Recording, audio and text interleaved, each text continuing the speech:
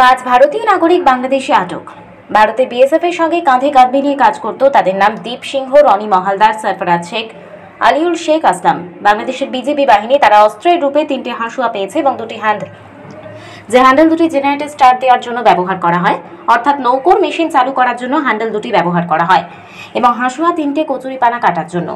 যখন তখন নৌকোর পাখায় কচুরিপানা ব্যার বা আঝাড়ি জেগে যাওয়ার ফলে নৌকা চলতে পারে না, যে কারণে হাঁসুয়া ব্যবহার করতে হয়।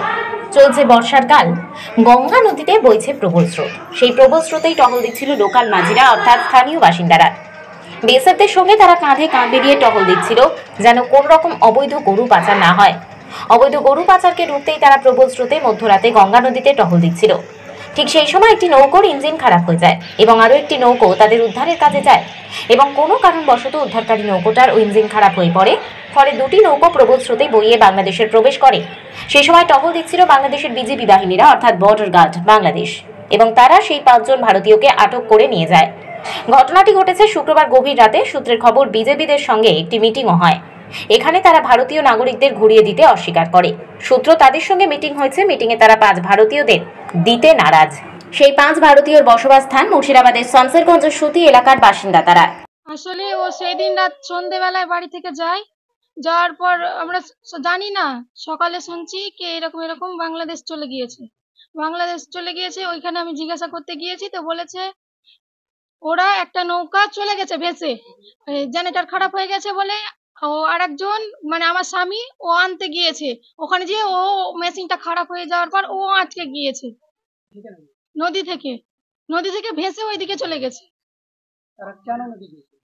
নদী ওর মানে নৌকা চালায়, গরু ধরেছিল, পাচার হচ্ছিল, ওই গরুগুলোকে ধরেছিল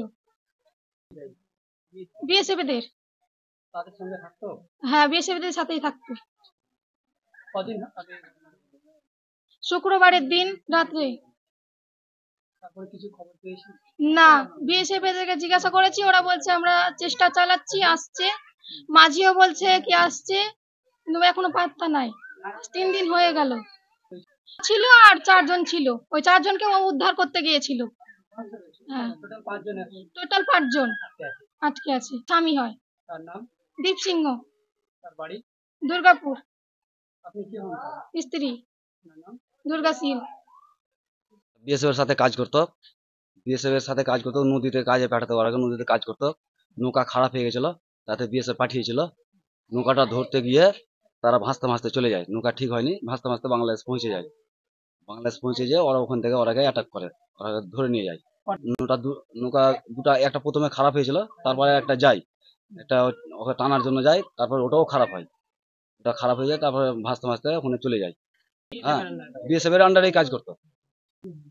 আমি গ্রাম সম্পর্ক কাকা হই। নৌকাতে গেছিল বিএসএফ নৌকাতে, উদ্ধার করতে নৌকায় থাকতো। নৌকা থেকে কি কাজ? বিএসএফ এর সঙ্গে কি কাজটা করতেন? বিএসএফ এর কাজ করে। কাজটা কোথায়? কোথায় বিএসএফ নৌকাতে কাজ করছিল। নৌকা খারাপ হয়েছে, নৌকাটা ঠিক করতে গেছিল, তার বাংলাদেশ চলে গেছে। শুক্রবার রাতে গেছিল। মা দীপ সিংহ। আমি ফিরে চাইছি, তাছাড়া কিছু চাই না। ছেলে একটা হয়েছে। গ্রাম দুর্গাপুর নিমতিতে। আমার নাম ঝর্ণা সিং।